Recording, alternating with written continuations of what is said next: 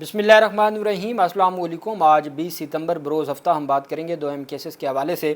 बड़ी गिरफ्तारियां अमल में लाई गई हैं, ज़मानतें खारिज हुई हैं, 7 अफसरान को कमरे अदालत से गिरफ़्तार कर लिया गया। एक बड़ा स्कैंडल है, उसकी तफसीलात मैं आपके साथ शेयर करूँगा और साथ में आपको बताऊँगा कि फ़ेक कॉल्स और व्हाट्सएप के ज़रिए मेंबरान पार्लियामेंट को जो ब्लैकमेल किया जा रहा है, और अहम तफसीलात हैं जो मैं आपके साथ शेयर करूँगा। और सबसे पहले मैं आपको बताता चलूँ कि सिंध पुलिस का एक कारनामा सामने आया था, अब मज़ीद उसकी तफसीलात सामने आई हैं।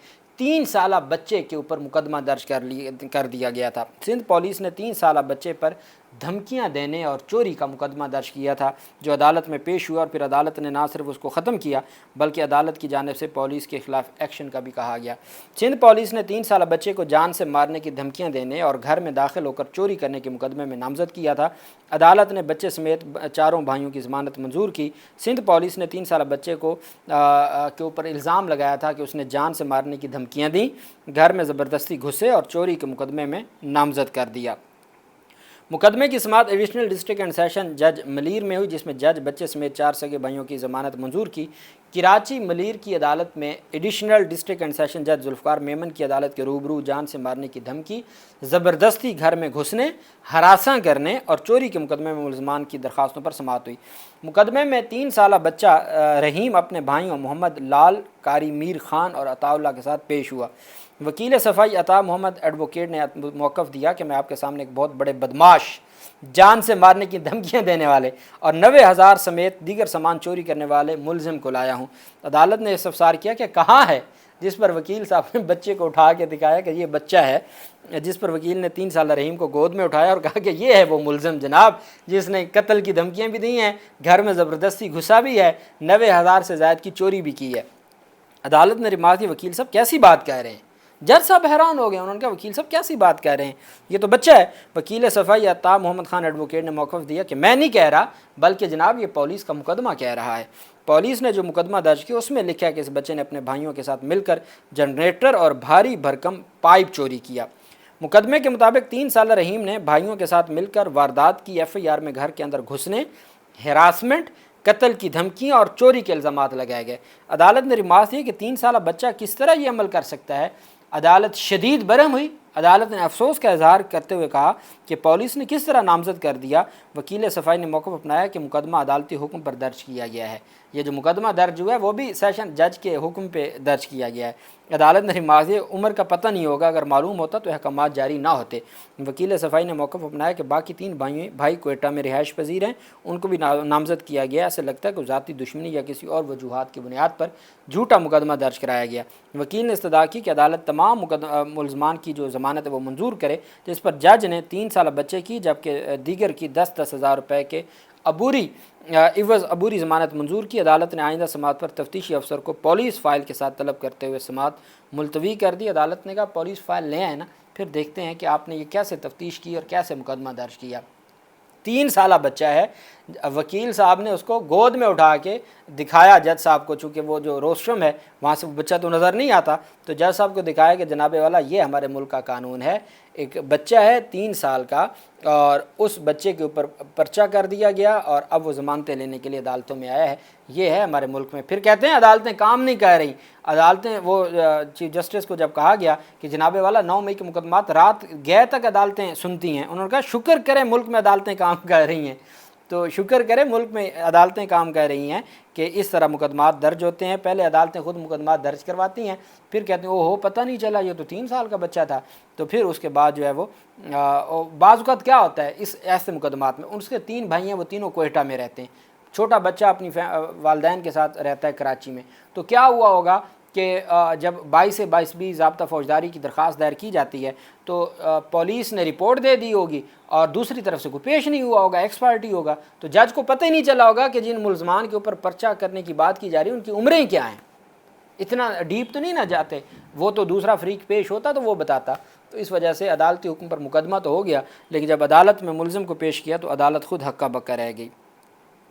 वहीं पे जो मेंबरान पार्लियामेंट हैं उनसे मुतल्लिक एक खौफनाक रिपोर्ट पेश की गई सेनेट की कायमा कमेटी में, जिसमें ये बताया गया कि फ्राडियों ने फ़ेक कॉल्स और व्हाट्सएप के ज़रिए अरकान सेनेट को भी लूट लिया, जबकि सेनेटर्स ने फौरी रिकवरी और तहकीकात का मुतालबा किया है। फ़ेक कॉल्स और व्हाट्सएप के ज़रिए अरकान सेनेट लूट गए। سینٹ کی قائمہ کمیٹی برائے اطلاعات و نشریات کا اجلاس ہوا اور جس میں صحافیوں پر تشدد سمیت مختلف امور زیر غور لائے گئے اور وزارت اطلاعات و نشریات کے حکام اور national cyber crime investigation agency کے حکام نے تفصیلی بریفنگ دی۔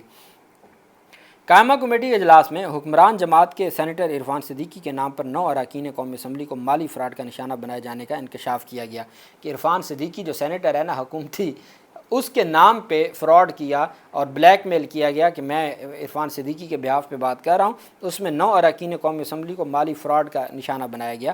وہ جیسے آج کل نہیں ہے کہ وہ پیسے مانگ رہے ہیں، تو وہ اس طریقے سے 9 ممبران قومی اسمبلی فراڈ کا شکار ہو گئے عرفان صدیقی نون لیگی سینیٹر کے نام پہ۔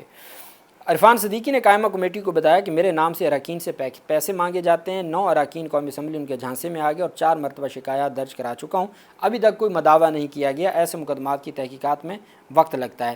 قائمہ کمیٹی نے عرفان صدیقی سے ہونے والے مالی فراڈ پر NCCIA سے رپورٹ طلب کر لی۔ حکام نے بتایا کہ سوشل میڈیا ریگولیٹری اتھارٹی کے قواعد کی منظوری کابینہ نے دے دی ہے، اتھارٹی میں عملے کی تعیناتی کے لیے اشتہار جلد دیا جائے گا۔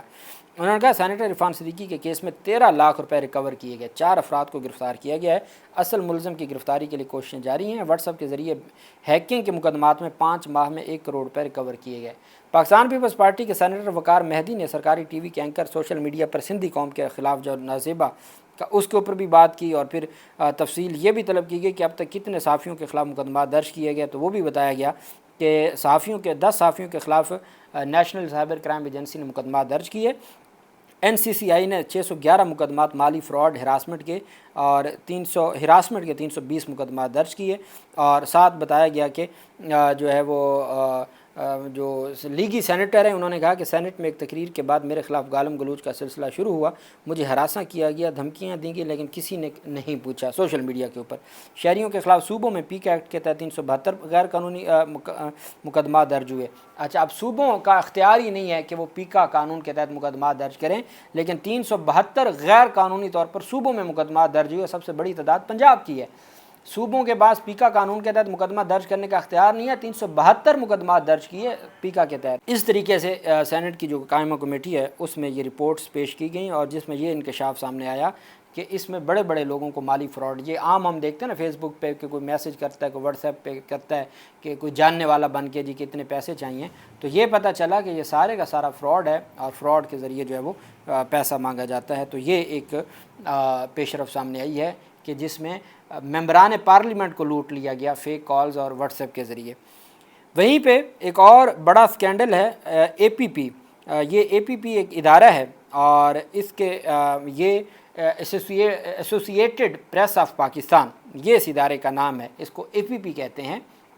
اکثر آپ نے دیکھا ہوگا نیوز میں آیا ہوتا ہے کہ APP کی جانب سے جو ہے نا یہ رپورٹ سامنے آئی۔ یہ APP جو ہے وہ associated press of Pakistan, associated press of Pakistan, یہ وفاقی حکومت کا ایک ادارہ ہے، اس میں یہ ایک بہت بڑا فراڈ کا سکینڈل سامنے آیا تھا جس میں اب یہ گرفتاریاں عمل میں لائی گئیں۔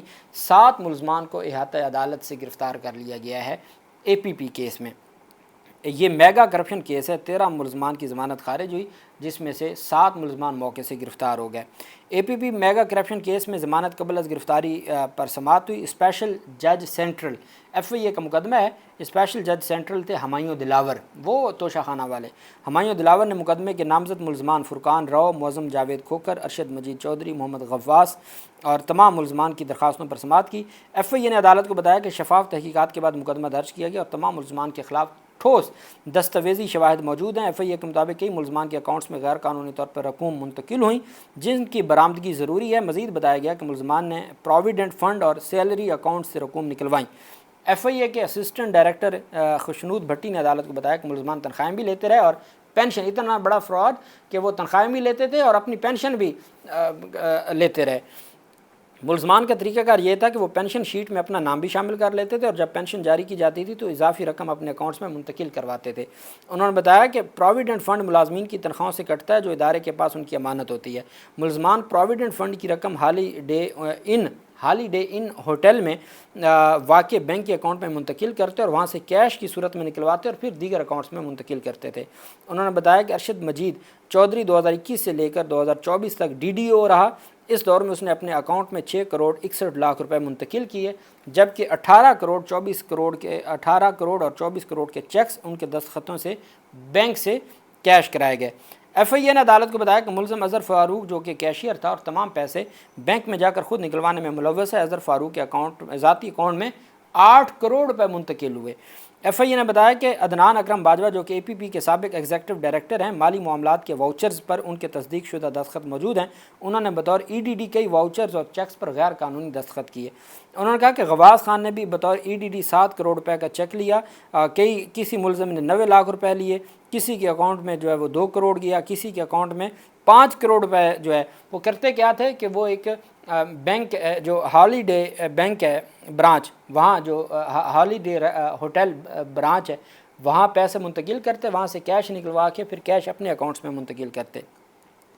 ایف آئی اے نے عدالت کو بتایا کہ تفصیلی انکوائری کر کے مقدمہ درج کیا گیا جس کے دستاویزی ثبوت موجود ہیں۔ ملزمان کی گرفتاری چاہتے ہیں، کئی ملزمان کے اکاؤنٹس میں براہ راست رقم منتقل ہوئی۔ اسپیشل جج نے اے پی پی میگا کرپشن کیس میں فیصلہ سناتے ہوئے 13 ملزمان کی درخواست ضمانت قبل از گرفتاری خارج ہوتے ہوئے ملزمان کو فوری طور پر گرفتار کرنے کے احکامات جاری کیے، جس پر ایف آئی اے نے 7 ملزمان کو احاطہ عدالت سے گرفتار کیا۔ باقی جو 5 ملزمان ہیں ان کی گرفتاری کے لیے بھی چھاپہ مار کارروائی کی جا رہی ہے۔ جو 6 ملزمان رہ گئے ان کی گرفتاری کے لیے چھاپہ مار کارروائی کی جا رہی ہے۔ اللہ پاک پاکستان کا حامی و ناصر ہو۔ بہت شکریہ۔ اللہ حافظ۔ پاکستان زندہ باد۔